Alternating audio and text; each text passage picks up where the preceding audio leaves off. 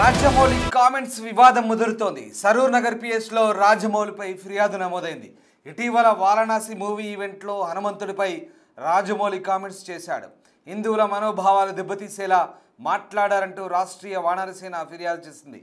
Technical ఇష్యూతో title launch ఈవెంట్కు అంతరాయం కలిగింది. దీంతో భావోద్వేగానికి లోనయ్యారు రాజమౌళి. తనకు దేవుడి మీద నమ్మకం లేదంటూ, తన వెనుక హనుమంతుడు ఉంటే ఇలా జరిగేదా అంటూ రాజమౌళి వ్యాఖ్యానించారు. ఈ కామెంట్స్ పైన సోషల్ మీడియాలో దుమారం చెలరేగింది.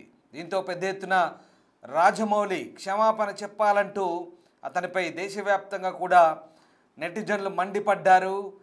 ఇక ఎంతో టెక్నికల్ వాల్యూస్ కలిగి ఒక మేధావి దర్శకుడిగా భావించే రాజమౌళి ఇలా చేయడం ఏంటంటూ మండిపడ్డారు. దేవుడిపై నమ్మకం లేకపోతే దేవుడిని ఎందుకు బ్లేమ్ చేయాలంటూ చాలామంది రాజమౌళిని దుమ్మెత్తిపోశారు సోషల్ మీడియా ప్లాట్ఫామ్స్ వేదికగా.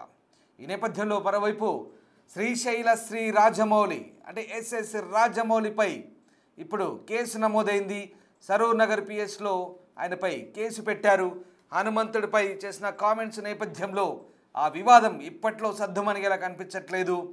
రాజమౌళిపై కేసు నమోదైనట్టుగా తెలుస్తోంది. ఇటీవల జరిగిన గ్లోబ్ ట్రాటర్ ఈవెంట్లో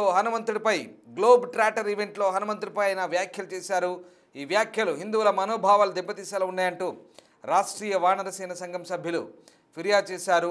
దర్శకులు రాజమౌళి వారణాసి చిత్ర ప్రమోషన్ కార్యక్రమంలో చేసిన వ్యాఖ్యలు హిందూ సమాజ భావాలను దెబ్బతీసేలా ఉన్నాయంటూ ఆయనపై చర్యలు తీసుకోవాలంటూ వానరసేన సభ్యులు డిమాండ్ చేశారు.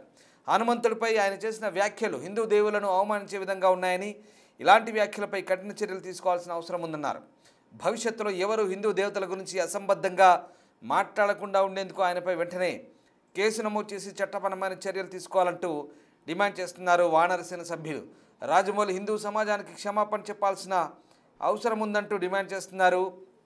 వారణాసి సినిమా ఈవెంట్లో రాజమౌళి చేసిన వ్యాఖ్యలు హిందూ సమాజాన్ని కించపరిచే విధంగా ఉన్నాయి కాబట్టి ఇక దేవుడు లేడు అనే నాస్తికత్వాన్ని హిందువులకు రుద్దే ప్రయత్నం చేశాడంటూ హిందూ సమాజానికి క్షమాపణ చెప్పాలంటూ వానరసేన సభ్యులు డిమాండ్ చేస్తున్నారు. అసలు ఏం జరిగింది ఒక్కసారి నేను మీకు చెప్పే ప్రయత్నం చేస్తాను. మళ్ళీ ఈ వ్యవహారానికి సంబంధించిన నేపథ్యం. మహేష్ బాబు హీరోగా ఎస్ఎస్ రాజమౌళి దర్శకత్వంలో వారణాసి చిత్రం రాబోతోంది. ఇటీవల ఈ సినిమా టైటిల్ లాంచ్ ఈవెంట్ను హైదరాబాద్లో నిర్వహించారైతే గ్లిమ్స్ రిలీజ్ సందర్భంగా చిన్న సాంకేతిక లోపం తలెత్తడంతో ఈ ఈవెంట్కు కొత్తసేపు అంతరాయం కలిగింది. దీంతో రాజమౌళి భావోద్వేగానికి గురయ్యారు. తనకు దేవుడి మీద నమ్మకం లేదన్నారు. ఇక తన తండ్రి తన దగ్గరకు వచ్చి హనుమంతుడి వెనక ఉండి నడిపిస్తాడని చెప్పాడని, ఇలా జరిగిన వెంటనే కోపం వచ్చింది. ఇక తన భార్య కూడా హనుమంతుడు అంటే చాలా ఇష్టమని, ఆయనను తన స్నేహితుడిలా భావిస్తుందని, తన భార్య మీద కూడా కోపం వచ్చిందంటూ, ఇలానైనా ఆయన చేసేది అనిపించిందంటూ వ్యాఖ్యానించారు. ప్రస్తుతం ఈ వ్యాఖ్యలు సోషల్ మీడియాలో వైరల్ అవుతున్నాయి. ఒకవేళ దేవుడిపై నమ్మకం లేకపోతే దేవుడిని నిందించడం ఏంటంటూ అందరూ ప్రశ్నిస్తున్నారు. మరీ ముఖ్యంగా సాంకేతికంగా అత్యంత పరిజ్ఞానంతో కూడిన సినిమాలు తీస్తాడని, ఒక మేధావి దర్శకుడని చెప్పుకునే ఈ రాజమౌళికి ఏమైంది? మరి ఏమైంది? మతి స్థిమితం కోల్పోయి మాటలు మాట్లాడారా? దేవుడిపై అసహనం, ఇలాంటి అసంబద్ధ వ్యాఖ్యలు లేదా దేవుణ్ణి బ్లేమ్ చేస్తూ మాట్లాడే మాటలు ఏంటంటూ చాలామంది విమర్శిస్తున్నారు. మరీ ముఖ్యంగా సాంకేతిక కారణాలు, మానవ తప్పిదాలుంటే దేవుడిని నిందించడం ఏంటి? అంటే మొత్తం హిందూ సమాజాన్ని, చాలామంది లక్షలాది మంది, కోట్లాది మంది మనోభావాలను దెబ్బతీసేలా దేవుడిని కించపరుస్తూ, దేవుడు లేడు అసలు, ఉంటే ఎందుకు ఇలా జరుగుతుంది, పోనీ లేడు అనుకుందాం, లేకున్నా తనకు నమ్మకం లేకపోయినా మళ్ళీ నమ్మకం లేనివాడు కూడా దేవుడిని ప్రస్తావన తీసి, హనుమంతుడి ప్రస్తావన తీసి ఎందుకు మాట్లాడినట్టు, కించపరిచేలా ఎందుకు ఉద్దేశపూరిత వ్యాఖ్యలు చేసినట్టుగా అంటూ హిందూ సమాజం మండిపడుతుంది. దీనికి సంబంధించి వానరసేన సభ్యులు మాట్లాడారు. వానరసేన సభ్యులతో మా ప్రతినిధి దేవిక మాట్లాడారు. వానరసేన సభ్యులు ఏమంటున్నారో ఒక్కసారి చెప్పే ముందు, దీనికంటే ముందు హైదరాబాద్ నుంచి ఎంపీగా పోటీ చేసిన మాధవీలత కూడా స్పందించారు. ఆమె కూడా డైరెక్టర్ రాజమౌళి వ్యాఖ్యల పట్ల తీవ్రంగా ఖండించారు. ఆమె కూడా మాట్లాడారు. ముందు ఆమె ఏం మాట్లాడారో చూద్దాం. తర్వాత వానరసేన సభ్యులు కేసు నమోదు సందర్భంగా కూడా మీడియాతో మాట్లాడారు. అది కూడా చూద్దాం. రాజమౌళి గారు, మీకు ఇబ్బంది కలిగింది, మీ వీడియో రకరకాల చోట్లకి ఏదో ఇబ్బంది ఉండగలిగి మీరు రిలీజ్ చేయలేకపోయారు. ఎవరి కష్టాలు వాళ్ళకు ఉంటాయి, కాదనట్లేదండి. కానీ ఆంజనేయ స్వామి వెనకుండి నడిపిస్తాడు అని మీ నాన్నగారు అన్నారు. అది ఇప్పుడు భావ్యంగా అనిపించట్లేదు మీకు అన్నారు కదా. పోనీ బాహుబలి సినిమాలో కోట్లు సంపాదించారు కదండి శివలింగాన్ని ఎత్తిపించి పాపం ప్రభాస్ గారితో. అప్పుడేమన్నా శివుడి మీద ఏమైనా దానకం చదివారా మీరేమన్నా? ఏ శివాలయానికి ఏమైనా దాన ధర్మాలు చేశారా? ఆ రోజు చేసింది లేదు, ఈరోజు తిట్టుకోవడం ఎందుకండి ఆంజనేయ స్వామిని చెప్పండి. కుల వృత్తిలో వ్యక్తులు అంటే కుమ్మరివాడు ఆ కుమ్మరి వస్తువులని, కంసాలివాడు తన కంసాలి వస్తువుని, డాక్టర్ తాను సర్జరీలో వాడే సర్జరీ వస్తువులని వీటిలన్నిటినీ దైవంగా భావిస్తారండి. భగవంతుడు డబ్బు సంపాదనకి వాడుకోండి, కాదనట్లేదు. కనీసం డబ్బు సంపాదనకి ఉపయోగపడ్డాడు భగవంతుడు అని ఆయన పట్ల ఒక గౌరవం ఉంచడం మీలాంటి వాళ్ళకి, మాలాంటి వాళ్ళకి, మనందరికీ సామాజిక స్ఫూర్తిగా ఉండాలి. ఎందుకంటే ప్రజలు మనని చూసి మన మాట విని చైతన్యవంతమవుతారు. అంత బేలలాగా మీరు ఎవరో ఏదో షాట్లు మీకు కొట్టేశారు కాబట్టి మీకు ఆంజనేయ స్వామి వెనక లేడని మీరు భావించడం, ఆ తర్వాత వెంటనే సమస్య తీరిపోగానే చిన్నపిల్లలాగా వేసేసుకోవడం, ఇంకా నిలకడెక్కడుంది రాజమౌళి గారు మీ అంత పెద్ద మనిషి. ఎస్ఎస్ రాజమౌళి ఎంత పెద్ద డైరెక్టర్ అన్న విషయం మనందరికీ కూడా తెలిసింది. అలాంటి వ్యక్తి మీద ఈరోజు సరూర్ నగర్ పిఎస్ పరిధిలో ఒక కేసు నమోదైంది. ఇటీవల జరిగిన ఒక ఈవెంట్లో ఆయన మాట్లాడిన మాటలు ప్రతి ఒక్కరికి కూడా కోపానికి గురి చేశాయని చెప్పొచ్చు. దేవుడి మీద నమ్మకం లేదు కానీ దేవుడి సినిమాలు తీస్తారు అంటూ ఏ విధంగా చేస్తారు అంటూ కూడా కొంతమంది ఇప్పుడు వరకు కూడా చాలా మంది మండిపడ్డ విషయాలు కూడా మనం చూడడం జరిగింది. దానికి సంబంధించి ఇప్పుడు మనతో పాటు మాట్లాడడానికి వానరసేన వాళ్ళు కూడా రెడీగా ఉన్నారు. వీళ్ళే సరూర్ నగర్ పిఎస్లో కూడా కేసు నమోదు చేయడం జరిగింది. అసలు ఏంటి అనే విషయాలు కూడా వాళ్ళతో మాట్లాడి మరిన్ని వివరాలు కూడా తెలుసుకుందాం.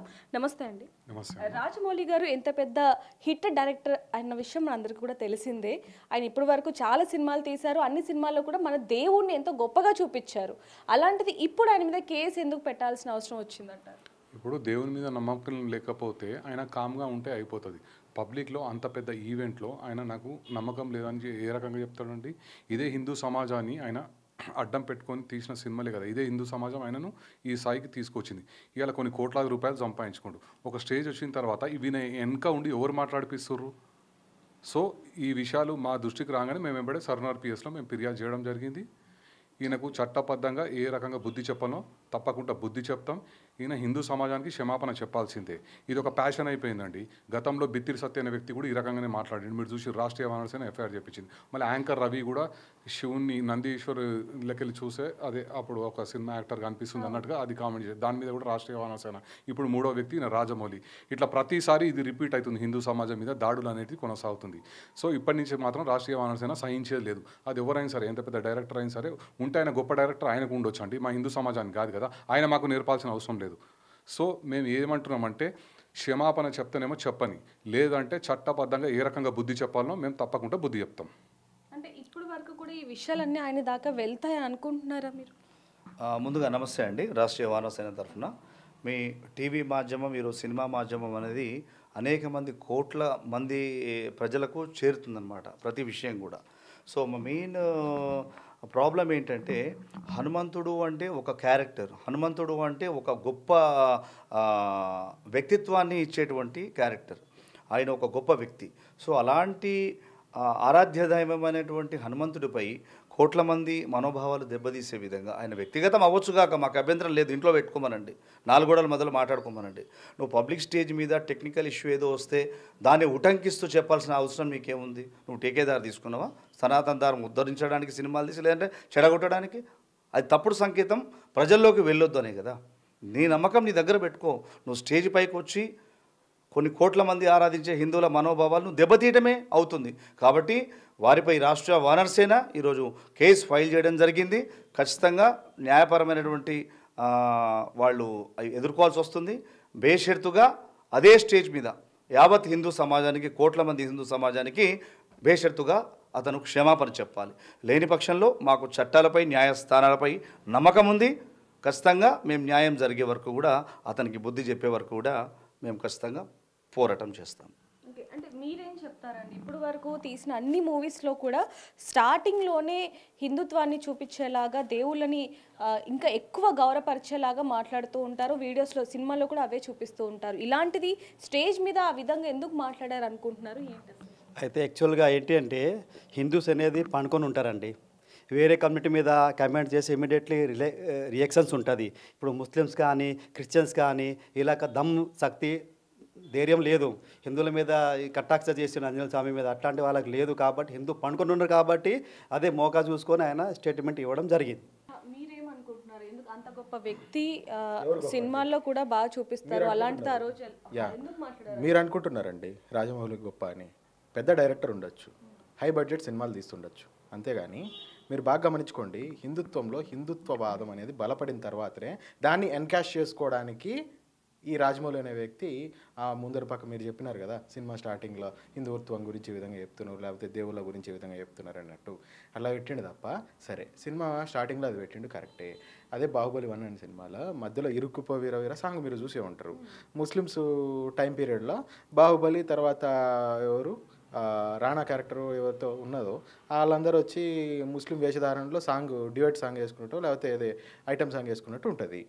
మరి నువ్వు అంత పెద్ద శివలింగాన్ని మోసినటువంటి బాహుబలి లేకపోతే ఎవరైతే బాహుబలి సంతానాన్ని ఇటువంటి వాడి కొడుకో లేకపోతే ఈ విధంగా చిత్రీకరించే ప్రయత్నమా అట్లా కూడా మేము అడగాలంటే ఎందుకు మాకు ఈ విధంగా పర్టికులర్ అడుగుతున్నామంటే నెక్స్ట్ వేదాది దేవత అయినటువంటి ఇంద్రుడిని బాహుబలికి అగనిస్ట్గా అంటే బాహుబలి అంటే ఒక గొప్ప క్యారెక్టరైజేషన్ తీసుకొని వచ్చిండు. బాహుబలి అంటే ఎంతో ప్రజలందరికీ ఇట్లా చేస్తాడు అన్నట్టు, అది రాక్షసులు అంటే మంచోళ్ళు అన్నట్టుగా సపోర్టివ్గా యానిమేషన్ సిరీస్లో తీసుకొని వస్తున్నారు. మీరు యానిమేషన్ సిరీస్ ఒకసారి ప్లే చేసుకుని అది ఉంటుంది కదా దాన్ని ఏమంటారు ట్రైలర్ ఒకసారి చూస్తే మీకు అర్థమవుతుంది.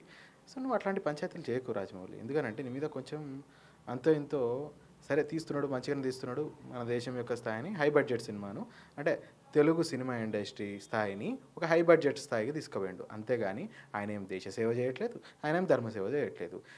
దయచేసి ఆయనను గొప్ప అని సంబోధించడం మానేయండి. పెద్ద అని పెట్టుకోవచ్చు, పెద్ద డైరెక్టరు, అతి పెద్ద డైరెక్టరు. ఇట్లా ఏదైతే ఇవి ఉంటాయి కదా కలెక్షన్స్ వ్యవహారంలో లేకపోతే టీఆర్పీ రేటింగ్లో అట్లా పెద్ద డైరెక్టర్ అంతే. వీళ్ళెవరు కూడా మాకేం ఆదర్శప్రాయం ఏం కాదు కదా. మాకెవరు ఆదర్శం అంటే మాకు శ్రీరాముల వారి ఆదర్శం, శ్రీకృష్ణుల వారి ఆదర్శం, శంకరాచార్యుల వారి ఆదర్శం మాకు.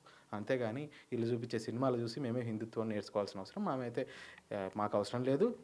హిందూ సమాజం కూడా అంత దిగజారిన స్థాయిలో అయితే లేదు.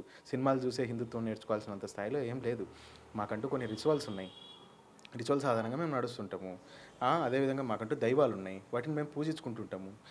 నీకు శివలింగాన్ని నువ్వు ఆ విధంగా ప్రభాస్ తోటి భుజం మీద పెట్టుకొని చూపించిన సీన్ వల్ల ఆ సినిమా మొత్తం పండింది, ఆ సినిమా మొత్తం దాని వల్లనే హిట్ అయింది.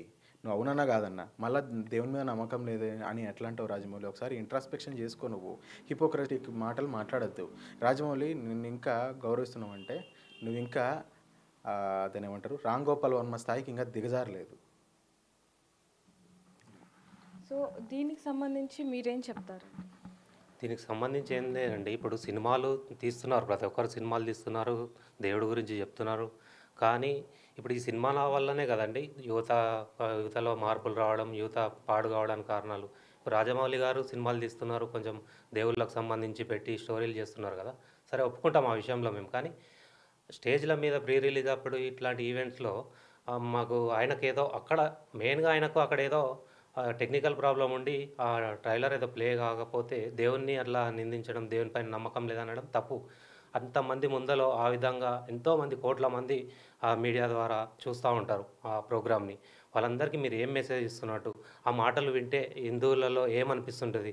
ఇతనే ఇట్లా మాట్లాడుతున్నాడు, ఆయన తీసిందే దేవునిది ఏదో రామాయణం అని చెప్పి చెప్తాడు. ఇప్పుడు చెప్తున్నారు రామాయణంకి సంబంధించి సినిమానే అని చెప్తున్నాడు. రామాయణం సంబంధించిన సినిమానే అన్నప్పుడు అందులో ఆంజనేయుడి పాత్ర కూడా ఉంటుంది కదా. మరి అదే ఆంజనేయుడిని మీరు ఎందుకు తప్పుపడుతున్నారు? ఆంజనేయుని మీద నమ్మకం లేదని ఎందుకు అంటున్నారు? మరి మీరు ఇలాంటి సినిమాలు తీయకండి. మీకు ఏ మతం పైన అయితే నమ్మకం ఉందో ఆ మతానికి సంబంధించిన సినిమాలే తీసుకోండి, అవే రిలీజ్ చేసుకోండి. ఇలా చెప్పి హిందువులలో భేదాభిప్రాయాలు తీసుకొచ్చి ఇతర మతస్థులకు చులకనగా చూపించడం, ఇప్పుడు ట్రోలింగ్లో కూడా వేరే వాళ్ళు కొంతమంది వేరే మతస్థులు కూడా చూడండి రాజమౌళి గారు కూడా హిందువే కదా, రాజమౌళి హనుమంతుని నమ్మట్లేదు చూస్తున్నారు కదా మీరు అని చెప్పి వాళ్ళు కూడా ట్రోల్ చేయడం. అంటే ఇది ఈ విధంగా చేసి ఏం సాధిద్దాం అనుకుంటున్నాడు? ఆయన డబ్బు కోసమే, స్వార్థం కోసమే సినిమాలు తీస్తున్నాడు. ఆయన ఏదో సమాజం కోసం, ఏదో పబ్లిక్ కోసం, పబ్లిక్లో ఏదో యువతలో ఏదో అవేర్నెస్ రావాలని చెప్పి ఏ సినిమాలు ఏం తీయట్లేదు ఆయన. కాబట్టి ఆయనకు మేము ఒకటే హెచ్చరిస్తున్నాం, ఆయన అయితే ఎంతమంది ముందలో అయితే ఈ విధంగా హనుమంతుల వారిని నమ్మకం లేదని చెప్పేసి అవమానపరిచాడో అదే అందరి ముందల బహిరంగంగా క్షమాపణ చెప్పాలని మేము కోరుకుంటాం. లేదంటే పెద్ద ఎత్తున ఉద్యమం చేయడానికి మేము కార్యాచరణ సిద్ధంగా ఉన్నాం. సో చూస్తున్నాం కదా, రాజమౌళి అనే డైరెక్టర్ ఎంత పెద్ద డైరెక్టర్ అనే విషయం కూడా మనందరికీ తెలిసిందే. కానీ ఏ విధంగా అన్నా సరే ఆయన మాత్రం ఆ మాట అనకుండా ఉండాల్సింది. కాబట్టి అదే సభాముఖంగా ఇప్పుడు క్షమాపణ చెప్పాలి, లేదంటే మేము ఎక్కడికైనా వెళ్తామంటూ కూడా వీళ్ళు చెప్తున్న పరిస్థితి కనిపిస్తుందని చెప్పొచ్చు. మరి దీని పట్ల మీకేమనిపిస్తుంది అనేది కింద కామెంట్ చేయండి. మరిన్ని వార్తల కోసం చూస్తున్నానండి బిగ్ టీవీ. కెమెరామ్యాన్ లక్ష్మీకాంత్తో రిపోర్టర్ దేవిక.